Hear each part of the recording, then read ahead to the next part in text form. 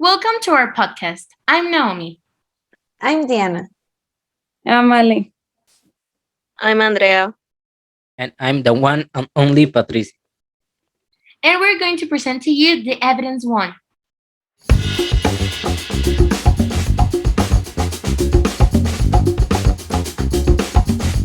So first, we're going to talk about the epic canon.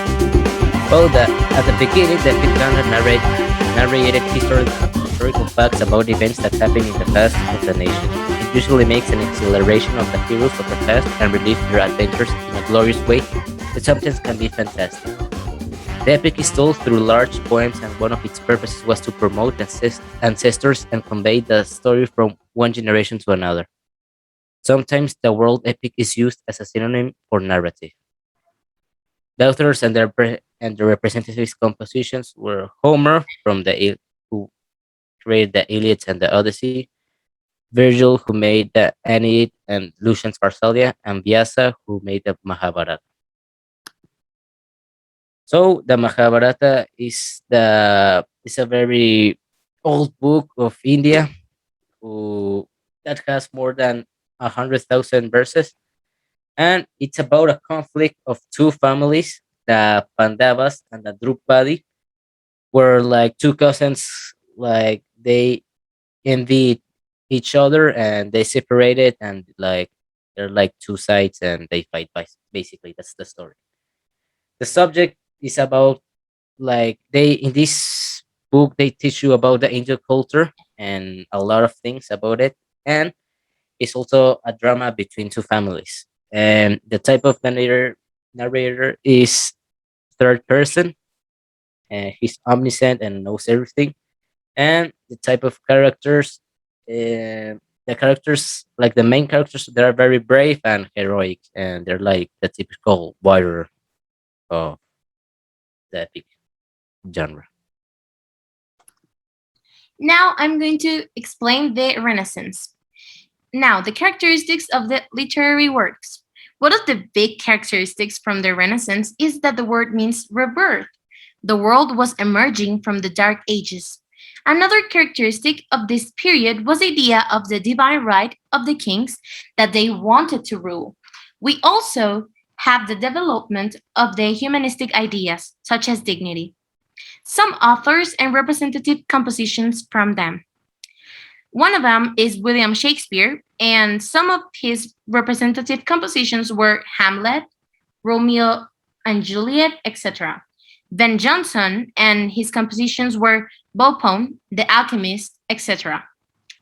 John Donne, one of his most famous compositions were The Sun Rising, A Valediction, Forbidding Mallery, Dead Be Not Proud.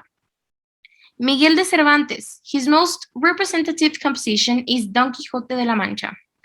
Dante Alighieri, and his most representative composition is The Divine Comedy. I talked about The Sun Rising, which is a poem talking about a man and his couple that are in love and together. But then the day arrives and that bothers him because he wants to stay longer with her. Subject. The poem it's about love and passion towards someone and also about the hate he's feeling towards the sun because he wants to spend all the day with his woman. Type of narrator. This poem it's narrated in first person because the man is the one describing the moment he's feeling. The type of character, it's a good person that happens to be in love. He's very passionate with his partner because he wants to be with her all the time and don't want the sun to interrupt their moment.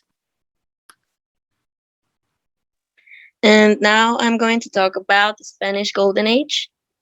The characteristics of literary works is that literature is characterized by patriotic and religious fervor, heightened realism, and a new interest in earlier epics and ballads. Some authors and representative compositions are Garcilaso de la Vega, who wrote canciones, coplas, églogas, and elegías. And then there is Santa Teresa de Ávila, who wrote the Book of Life, Miguel de Cervantes Saavedra, he wrote Don Quixote. Then Luis de Góngora, who wrote Fábula de Polífemo y Galatea and Soledades. And Francisco de Quevedo, who wrote A Roma sepultada en sus ruinas and Cartas del Caballero de la Tenaza. Now, there is a fragment of Don Quixote. It was written by Miguel de Cervantes Saavedra in 1605 and 1615. It was published in 2 parts. It is a humoristic work based on chivalry, but it also has a lot of social criticism, and it is narrated in third person. Now I'm going to talk about the songs in the Middle Age. Their characteristics are that in the Middle Age, only people with education and money had the ability to read and write. That's why most of the literature was about God and saints and their achievements. The aristocrats also wrote about chivalry, love stories, noblemen and women, and battles. In its beginnings, stories were written in Latin, but when more people started to read, they were in other languages like Italian, French, or English. Some authors and representative compositions are Greensleeves by Henry VIII, Foy Porter by Guillaume de Machaut, Lothair de Miralles, and It is Anonymous. Songs in the Middle Age. Greensleeves is a song that was written in first person. It is about a man in love with a woman who doesn't love him back. Still, he prays and dreams of his love being reciprocated. As you can see, most of these examples are by chivalry and noblemen. Now I'm going to talk about the characteristics of the epopees. It is written in long verse or prose. It has invocation to a muse. The place where it takes place is usually a vast. The hero usually goes in a tragic trip to the infraworld or has prophetic visions. There are long enumerations. It has intervention of the gods. It has a presence of long and careful speeches. It's written in an exalted style, and it uses of the epithetial and repetitive formula.